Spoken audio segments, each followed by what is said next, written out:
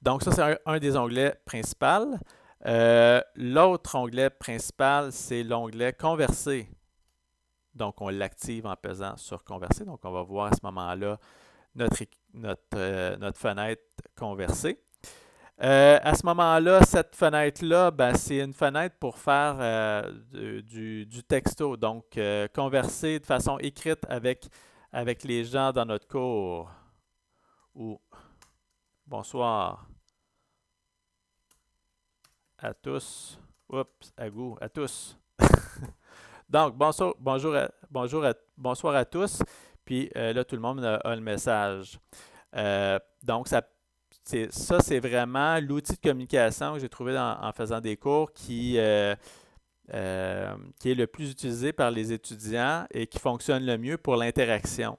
Euh, Puis souvent, je l'utilisais par exemple on regardait une vidéo, puis les étudiants pouvaient faire même l'analyse en même temps qu'ils regardent la vidéo et converser entre eux pour faire l'analyse de la vidéo, puis apporter d'autres éléments. Ce qu'on ne ferait pas en classe de commencer à parler pendant que la vidéo joue. Ça ne pourrait pas se faire en classe, mais dans le texto, on peut faire ça. Fait que c'est vraiment bien. Et j'ai trouvé que ça permet à des gens qu'on entend moins souvent en classe d'interagir avec le texto. Donc, parce que souvent pour les étudiants, ben, c'est leur moyen de communication premier. Là. Donc, je pense juste à mes enfants, c'est à mon fils et ma fille, c'est leur moyen de communication bien avant le téléphone. Donc, c'est ça. On peut faire la même chose en classe. Puis, vous pouvez demander à vos étudiants s'ils ont des questions à poser, de les poser à l'intérieur de l'onglet Conversation, de participer en classe avec ça. J'ai aussi, à l'intérieur de Converser, j'ai un outil fichier qui est disponible. Donc ça, il faut l'activer dans les paramètres que je vous ai montrés précédemment pour qu'il soit actif. Donc, je pourrais faire des échanges de fichiers directement dans Zoom. Donc, j'ai un fichier, un exercice que je veux leur montrer, donc je pourrais leur transmettre à partir de Zoom. Mais de façon générale, on peut transférer les fichiers à partir de Léa. Mais c'est permis de le faire aussi à cet endroit-là. On peut aussi, ce qui est bien, on peut aussi, avec les trois petits points juste ici, on peut aussi enregistrer la conversation. Donc, ça va enregistrer un fichier photo, un PNG de la conversation. Donc, ça serait possible, par exemple, dans le cadre d'un cours, on a un élément de compétence qui est la participation à une activité. Donc, si la participation se fait à l'intérieur de l'onglet Conversation, ben, je pourrais très bien évaluer la participation en classe en enregistrant la conversation. Puis là, je peux savoir qui a parlé, qui a interagi dans la classe, qui a participé et surtout aussi qui n'a pas participé en classe. Donc, ça pourrait être même une méthode pour faire de l'évaluation dans le cadre d'un cours à distance. Donc, ça, c'est très bien. Donc, c'est un peu les éléments de, de l'onglet Converser. Et je peux sélectionner la personne pour parler avec cette personne-là, donc converser avec une personne-là, ici, ou je peux converser avec quelqu'un à partir du menu, je peux sélectionner la personne ici. Donc, ça, c'est libre à vous. Donc, ça, c'est les deux principaux outils qui sont toujours là, peu importe les paramètres qu'on choisit. Donc, c'est ça. Le troisième outil qu'on va voir aujourd'hui, c'est l'outil de partage. Donc, dans les principaux outils, partage d'écran. Donc, à partir de notre ordinateur, on peut partager plusieurs éléments qu'on a sur notre ordinateur. Donc, ça, c'est très, très intéressant. Donc, qu'est-ce qu'on peut partager? Donc, c'est sûr qu'il faut planifier nos choses aussi avant notre cours. Ça demande de la planification. Donc, préparer les logiciels qu'on veut utiliser, les ouvrir dès le départ avant notre cours. Ça va nous faciliter la vie. De toute façon, je recommande aussi d'avoir une espèce de plan de votre formation aussi à côté de vous pour bien suivre votre formation. Donc, de ne pas trop improviser. Donc, ça va aller beaucoup mieux parce que ça fait quand même des choses à gérer. Là. Surtout les premiers cours, là, ça peut en faire beaucoup. Donc, partage d'écran juste ici. Je vais dans partage d'écran. Et là, ce qui est intéressant, c'est que je peux partager différentes choses. Donc, je peux choisir de partager en haut à gauche mon bureau au complet. Donc, à ce moment-là, les étudiants vont voir tout mon bureau. Ou je peux décider de partager une application qui est ouverte. Donc, je pourrais partager, par exemple, je vais montrer dans PowerPoint une présentation sur l'utilisation de Teams, par exemple. Je vais sélectionner Microsoft PowerPoint. Je partage l'écran. Et là, à ce moment-là, mes étudiants, c'est ce qu'ils voient à l'écran, c'est le partage d'écran. Donc, je vais juste tasser mon outil ici qui va disparaître aussi en cours de route. Je peux tasser mes outils juste ici. Et là, je vais aller dans mon diaporama et je vais commencer mon diaporama au début. Donc, à partir de ce moment-là, les étudiants, c'est ce qu'ils vont voir. Ils vont voir mon diaporama sur l'introduction à Teams. Puis là, je peux aller avec mes flèches comme ça, puis faire ma présentation. Et je peux voir mon écran juste ici. Et j'ai toujours mes onglets là, sur lesquels je peux revenir. Si je bouge la souris, à ce moment-là, il va s'éteindre. Puis si je vais sur près d'arrêter de partager ou sur mon onglet de réunion, ben là, mes outils vont réapparaître. Donc, il n'y a pas de problème là-dessus. Donc, c'est un peu ça. Donc, je peux aller faire ma présentation, parler, m'exprimer sur mon sujet, tout ça. Et quand je veux arrêter le partage, ben à ce moment-là, je vais sur Arrêter de partager.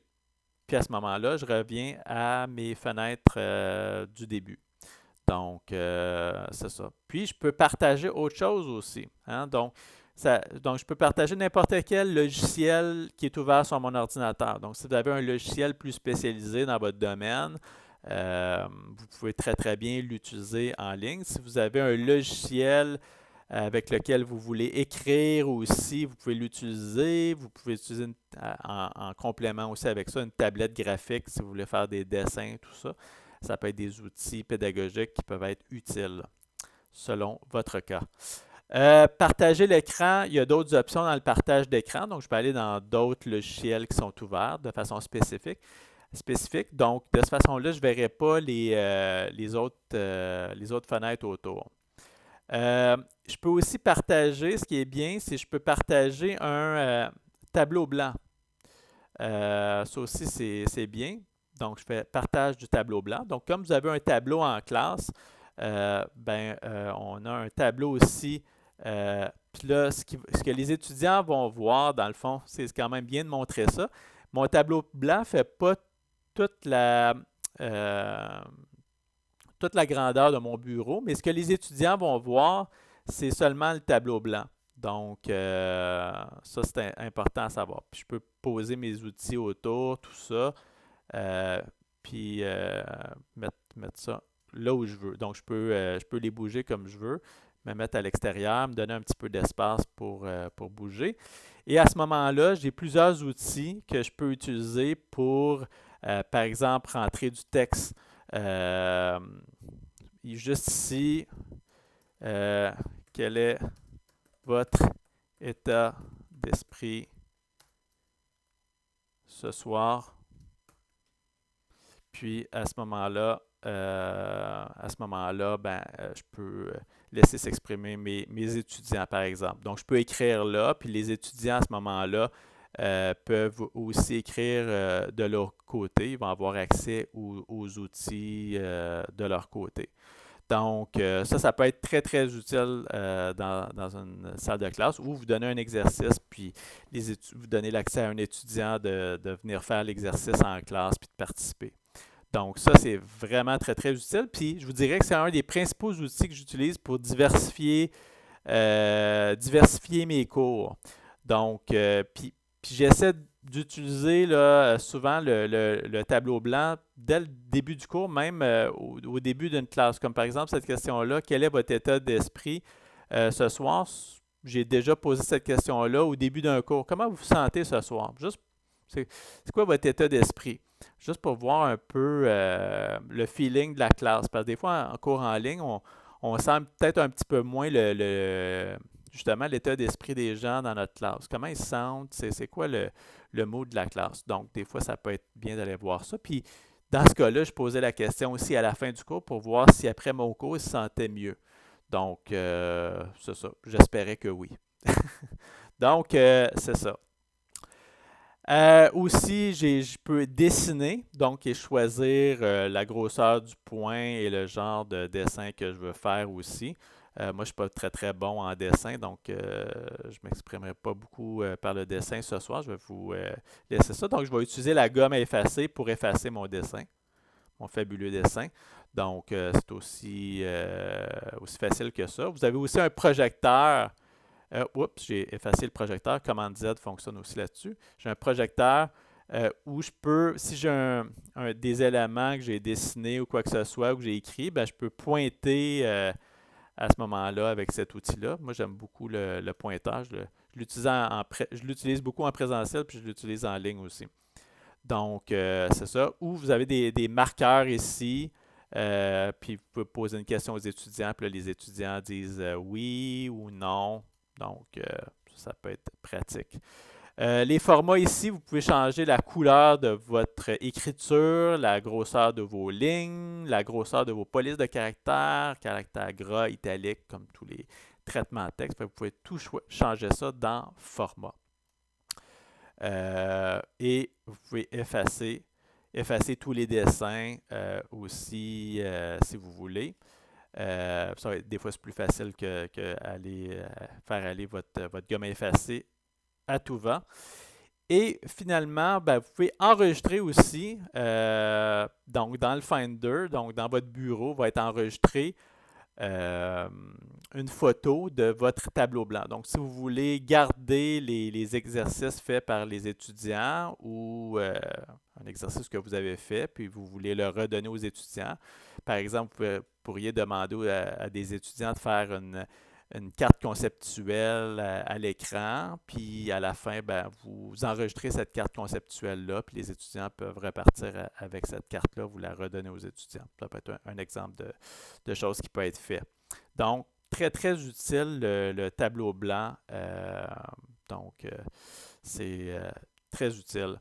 Une fois que j'ai terminé avec mon tableau blanc, j'arrête le partage et je retourne à la case départ du partage. Si j'ai besoin de nouveau de partager, je partage, puis à ce moment-là, je peux partager autre chose. Puis ce qui est bien aussi avec le partage, c'est que je pourrais partager, je pourrais présenter une vidéo, par exemple, sur YouTube et à partir de Chrome. Donc, à partir du web, présenter une vidéo, peu importe l'interface dans laquelle la vidéo se retrouve, et juste s'assurer que partager le son de l'ordinateur. Donc, à ce moment-là, les gens vont entendre le son de l'ordinateur chez eux quand vous présentez la vidéo. Donc, je peux même l'essayer. Partage de Chrome, partage d'écran, puis je vais aller sur, par exemple, Vimeo. Puis, je vais présenter Inspiration, regarder. Puis, je vais aller chercher une vidéo. Je vais aller prendre le chocolat. Puis, on va aller regarder cette vidéo-là. Puis à ce moment-là, on pourrait présenter la vidéo aux étudiants en plein écran. Puis ça se déroule super bien. Puis à ce moment-là, les gens entendent le son de l'ordinateur. Et c'est une bonne aussi pour les gens qui font de la vidéo aussi ou qui présentent des vidéos de mettre optimisé pour un clip vidéo plein écran. De cette façon-là, la vidéo va être plus fluide lors de la présentation. Ça peut être une bonne idée de cliquer là-dessus aussi quand vous présentez la vidéo. Donc, c'est ça. Puis si vous avez deux écrans de branchés, vous allez avoir deux desktops. Donc, pourriez choisir de présenter ce qui est sur le bureau 1 ou sur le bureau 2 seulement. Donc, ça, c'est dans les options.